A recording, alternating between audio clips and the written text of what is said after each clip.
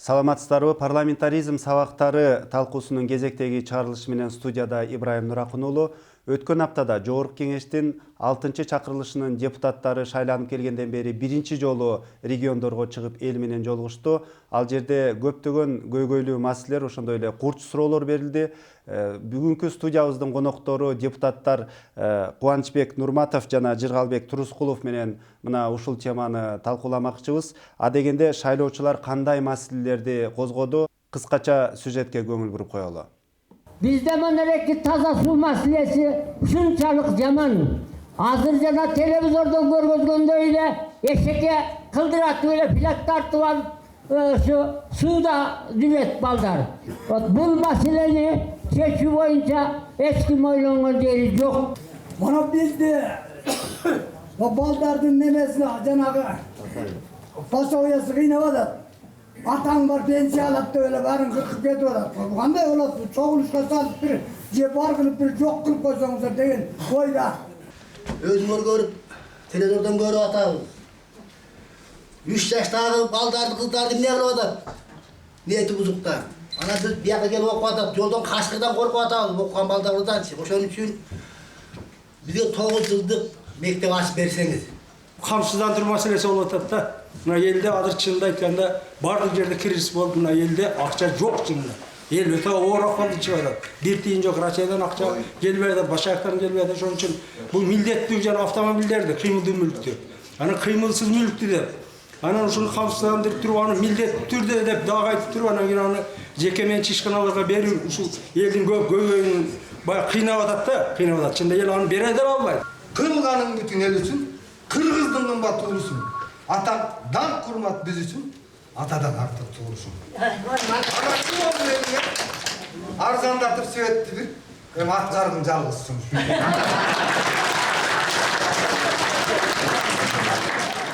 Жогоруда мына сиздердин кесиптештердин, депутаттардын башка региондордо шайлоочулар менен жолугушууларынан тартылып алынган тасмаларды көрдүк. Ар түрдүү суроолор көтөрүлдү. Мына Жыргалбек мырза, сиз дагы Жумгал районуна барыпсыз. Ал жерде элдин маанайы кандай экен? Кандай суроолор көтөрүлдү? Рахмат. Мына бизге эл менен жолугушууга мүмкүнчүлүк түзүлүп бир каптага барып жолугушуп келдик.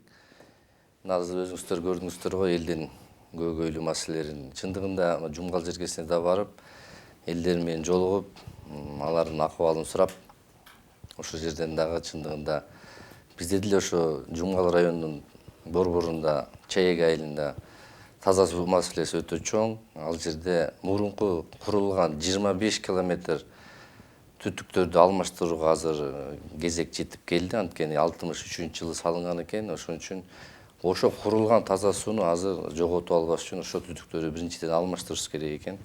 Андан тышкары дагы 18 километр таза суу түтүктөрүн тартышыбыз керек. Эң бул көйгөйлүү маселе. Анан өзүңүздөр билесиздер, быйылкы жылы президентибиз тарых, маданият жылы деп белгиледи. Ошондо мен бизге кат келген маданият үйүнөн, район борбордук.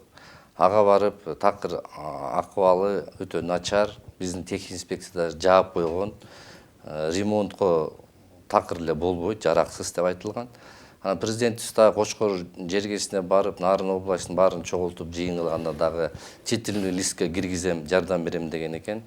Азыр болсо ошону мен да бул жерден каттарым жолдоп, чындыгында биз деген район жерлерде кинотеатрыбызды, маданият үйүбүздү оңдоп, татынакай акыбалга келтирип алып, биз маданиятыбызды көтөрүшүбүз керек. Кубанычбек мырза, мына сиз дагы Араван районунун 3 күндөн ашуун кыдырыпсыз, эл менен жолугупсуз. Ал жерде эмне маселелер козголду? Аравандагы жергиликтүү тургундар эмне менен кандай маселени жеткирүүнү каалап атышыптыр жогорку бийликтерге? Биз өткөн жума эл менен жолугушуу программа эле парламенттик, ошон үчүн биз бир жумалык жолугушуулар өтүп келди. Мына менин коллегам айтып кеткендей, бир топ эле көйгөйлүү маселелер бардык эле Кыргызстанда окшош. Ошон үчүн бир 5-6 айыл өкмөткө барып элдер менен жолугуштук.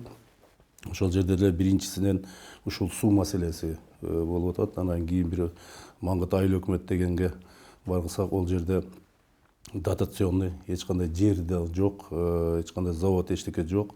Ошон үчүн ошол жерде кайра иштеп чыга турган ишканаларды куруп берсеңиздер деген болду. Жанагы бурун дирекция аркылуу Ош жана восстановление боюнча дирекция аркылуу бир оорукана түшкөн эле, ол бүтпөй калды. Ону дагы мага коюшту. Мен ойлойм, onu дагы эртең өкмөткө дагы коебуз бул боюнча. Жол Ош Нукат Арабан жолуну асфальттош боюнча, ошол боюнча жолдор болду. Жана жогоруда көргөн видеолордо дагы негизинен ушул таза суу жол. Мына көп жылдардан бери бул депутаттардын жолугушуусунда айтылып кеткен маселелер да, айтылып келе жаткан маселелер. Эми мисалы ошол сиздердин шайлоочулар улам жолугушуу сайын ушул темаларды козгоп атат. Сиздер болсо ооба бул аткарылат деп убада берип атасыздар. Азыр мисалы депутаттарга карата ошол шайлоочулардын, атуулдардын ишеними кандай экен? Чын эле аткарат деп ишенеби экен же жөн гана өзүнүн ичиндеги бугун чыгарып алып атышабы? Бул боюнча мына палатада биз 3 ай иштеп калдык. Чындыгында биз айткан нерсени мына ушу улуу микрофон деп ошол жерден чыгып, биздин күчүбүз ошондо, саясий күчүбүз. Ошондо чыгып айтып, өкмөткө талаптарды коюп атабыз. Ошо өкмөт ошол жерден бир жуманын ичинде ооз эки жообунда айтат, кат түрүндө да айтат. Анан чындыгында мына быйылкы бюджетти кабыл алып атканда пландарды биз көрдүк, пландардын канча километр таза сууга акча бөлүнгөнүн көрдүк. Биз болсо жылдан жылга сайын жылыштар бар. Бирок биз катуу бул жерден көзөмөлгө алып туруп, парламент биз деген өкмөттү катуу көзөмөлгө алып иштетип, ошолордун баарын биздин жерлердеги эл айткан маселелердин баарын көтөрүп чыгып, биз көзөмөлгө алып иштетебиз, аткартабыз өкмөттү. Андан тышкары мына Кубанычбек мырза жанагы жол, суудан сырткары элдин жашоо шарты кандай экен, ошону байкай алдыңызбы? Мисалы көптөгөн байкоочулар бул жылы мисалы жанагы дүйнөлүк экономикалык кризиске байланыштуу Кыргызстанда дагы жанагы бааларга, адамдын жашоосуна таасир этиши мүмкүн деген божомолдорду айтты эле. Мына сиз барганда ошол баалар боюнча, элдин жашоо турмушу боюнча өзгөрүүлөрдү байкай алдыңызбы? Ооба, конечно, азыр бул боюнча биз барганда турмуш боюнча оорлугун эле айтып кетишти. Билесиздер, Арабан районунда эрте жаз келген үчүн эрте эгин эгет. Ол боюнча бардык өкмөт бардыгы барышат, билишет. Бирок былтыркы сезон боюнча айта турган болсок, былтыркы сезонда бүт баалар түшүп кеткен үчүн капусталардын көчөтүн 5 сомдон алган болсо 1 сомдон сата албай бүт бардыгы каналга ыргытышты. Былтыр зыян табышты. Ошон үчүн бизге кой бергени, бир боло турган эгинди эксек, ушул мамлекет жардам берсе, кайра иштеп чыга турган ишканаларды курса, ошого карап биз эксек деген маалыматтарды берип жатат эл ушул боюнча. Анан элдин шарты боюнча сиз мына жашоо жергиликтүү тургундар менен жолугушуудан кийин, мисалы дыйкан фермерлер менен жолугушуудан кийин өкмөттүк структураларга кандай сунуш менен келдиңиз? Өкмөттүк структуралар кече Темир Аргимбаевичке дагы айтканбыз. Темир Аргимбаевичтин өзүнүн деле программасы болгон. Көйгөйлүү маселелердин биринчиси бул чек маселеси болгон. Чек маселеси, анан суу маселеси боюнча болду. Суу деген бизде мына Керметов айыл өкмөтүндө келип аткан суу анализден чыгарганыбызда буну адам эмес мал ичкенге да болбойт деген. Ошон үчүн биз скважиналарды бүгүнкү күндө чыгарып беришибиз керек деп атабыз. Райондордо мындан дагы кыйынчылыктар боло берет. Кээ бир элдердин районго же облуска барып иштегенге шарты жок. Себеп дегенде билесиздер, бизде ата энеси бар экен, бала чакасы бар, таштап кете албайт. Ошон үчүн биздин Кыргызстан партиясынын алдыбызга койгон максатыбыз ушу райондорго ишканаларды ачмай деп. Анан кийин биз, конечно, өкмөттөн тышкары деле биз партиянын өзүнүн алдыга койгон программасы бар. Ол программа боюнча дагы иштеп атабыз. Швейный сектор ачыш боюнча бир топ өзүбүздүн алдыбызга койгон убадаларыбыздын көбүнө шайлоодон кийин барып аткарып келдик. Эми чоң маселелер бар. Өкмөт менен кошулуп, көзөмөлдөп ушул иштерди бүтүрүшүбүз керек деп ойлойм да. Мына сиздин кесиптешиңиз айтып атпайбы, тиги өкмөт деле карап отура бербестен, мисалы ошол партиядагы өз алдынча аракет кылып, жанагындай бир иш орундарын ачууга аракет кылып атабыз депчи. Ал эми мына сиздердин Республика Ата Журт партиясы дагы мисалы ошол сыяктуу өкмөттөн тышкаркы жана сиздер бекитип берип койгон бюджеттен, мамлекеттик бюджеттен тышкаркы иш аракеттерди кылышы ыктымалбы? Мисалы ошондой эле иш ордун түзүү же болбосо ошол шайлоочулардын жашоо турмушун жеңилдетүү, жакшыртуу боюнча. Мына мен коллегам айтып кетпеди. Чындыгында мына биз инвестор тарталы деп өкмөттүн дагы максаты премьер-министр айтып атат. Губернаторду, акимди айылга канча инвестиция алып келди, ошо боюнча сурайлы депчи.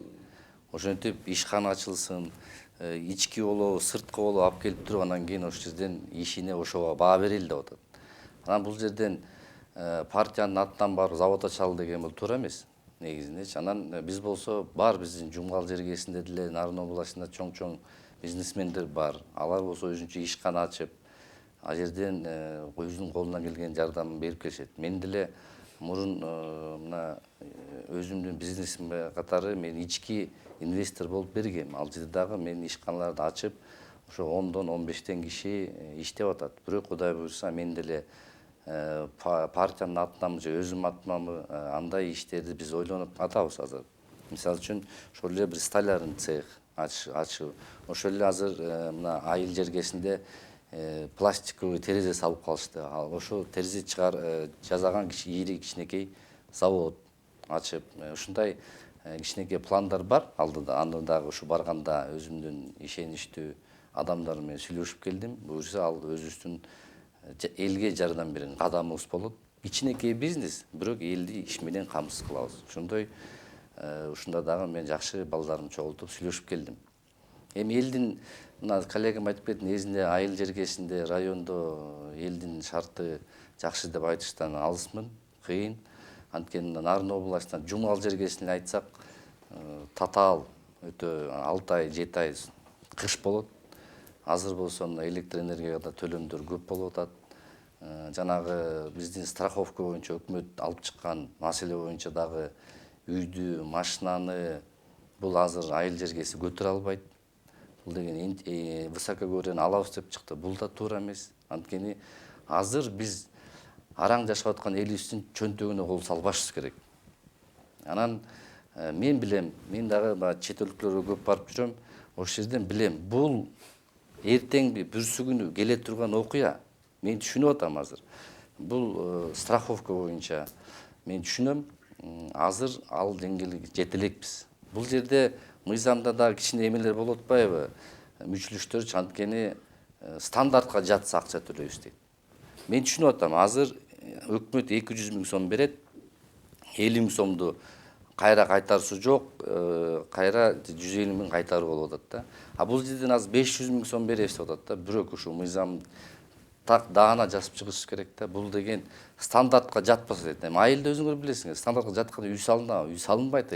Бирок депутат мырза, бир чети мына ушул депутаттардын эл өкүлдөрүнүн жерлердеги жолугушуулардан бир нерсени байкадым да. Мисалы, бул өкмөттү деле сиздер дайындаган өкмөт. Алардын программалары ошол эле камсыздандыруу, мисалы, ал кайра эле ошол жанагы экономиканы жандандырууга багытталган бир идеясы бар түбүндө, туурабы? Анан мисалы ошондой бир радикалдуу, чечкиндүү иш-чараларын колдообуздон туруп, мисалы көпчүлүк учурларда биз сиздер баягы элдин алдында элге жагынуу үчүн эле бир кандайдыр бир көп бир өкмөттүн демилгелеринен баш тартуу маанайы байкалбайбы? Жок, мен айтып кетейин, мына айтып атпайм, мен түпкүлүгүн түшүнүп атам. Өнүккөн өлкөлөрдө баары тең ушу страховка бар. Бирок биз ага кичине жете элекпиз да. Бирок эгерде жанагындайларды подпункттарын алып койсок, жанагындай стандартка жатпаса деген төлөнбөйт деп атат да. 6 балл болсо дейт. Бул туура эмес да. 6 балл деп 4-5 балл болгондо айылда үйлөр урап калат биздики азыр. Анткени лайдан эле салып атышпайбы? Туурабы? Ошон үчүн бул баарын тең ойлонуп чыгып туруп, элге дагы керектүү жагын карап, анан кийин мен түшүнүп атам, бул да болсо киреше булагы болуп атат. Бирок элди дагы караш керек да. Туура бир баланс болуш керек, анан кийин мен муну колдойм. Ал эми мисалы ошол сыяктуу, мисалы камсыздандыруу же болбосо башка суу, жол сыяктуу көптөгөн суроолор пайда болуп калганда, депутаттардын барышын күтпөй эле мындай жергиликтүү бийликтер дагы өз алдынча аракеттениши мүмкүнбү? Мисалы, сиздер ошого да көз салдыңыздарбы барганда? Жергиликтүү бийликтер кайсы деңгээлде, кандай деңгээлде иштеп атканына көз салдыңыздарбы? Эми, конечно, жол боюнча, садик же бөлөк боюнча местный кеңештин депутаттарын иштеп атканы деле бар экен. Акимдер деле жүгүрүп бүгүнкү күндө иштеп атат. Кээ бир жетпеген, айта албай калган, күчү жетпей калган суроолор боюнча бизге кайрылып атат. Элдин өкүлү болгон үчүн биз ошол боюнча бул жерде палатада отуруп өкмөткө же президент. Менин суроомдун маңызы депутат мырза мында турат да. Мисалы чынында эле эл кайрыла турганга көптөгөн чыны жетекчилер көп да. Депутат бар, ошол жергиликтүү бийлик, аким, губернаторлор бар туурабы. Бирок эмне үчүн ушул жанагындай суроолор кайра эле көтөрүлүп атат? Берсеңиз, мен да жооп берип койсоң, сиз уруксат берсеңиз, урматтуу коллега. Чындыгында мен жерлерден жолуккандачы биз активдүү да чогулттук да. Айыл өкмөт, жергиликтүү жетекчилерди аким баш кылып чогулттук. Ошол жерде мага мисал катары айтып кетейин, практика болду да. Айыл өкмөт мага айтат: сиздерге элден кат барат дейт, кайрылуу барат. Анан кийин ошо жерде биз чече турган маселелер болсо, сиздер биз менен байланышып кайра берсеңиздер дейт да. Бул мен айтып атам, айыл өкмөт бул туура эмес бул сурооңор деп. Анткени силер айыл өкмөтү болуп шайлангандан кийин ошол жердеги айылдын жашаган жарандардын ар бир маселесин биринчи айыл өкмөткө кайрылыш керек, туурабы? Эмне үчүн бизге келип атат кат кайрылуу? Анткени айыл өкмөт чечпей, киргизбей, же анын үнүн укпагандыктан бизге келип атат деп айттым да. Ошон үчүн айыл өкмөт башчы болгондон кийин бизге жанагындай кайра мындай пикир, каршы пикир суроо бербестен, сиз ошол жерден чечишиңиз керек. Эгерде чечиле турган маселе болбосо, анан биз карап өкмөт деңгээлде алып чыгып чечишибиз керек дедим. Туурабы? Эми ошол жерден жанагындай сөздөр болот да. Жергиликтүү бийлик негизинде элдин үнүн угуп ошол жерден иштеп туруш керек. Негизинде көп мына коллегам деле айтып кетсе керек, көп каттарды карасаң жергиликтүү бийлик чече турган маселелер. Ошол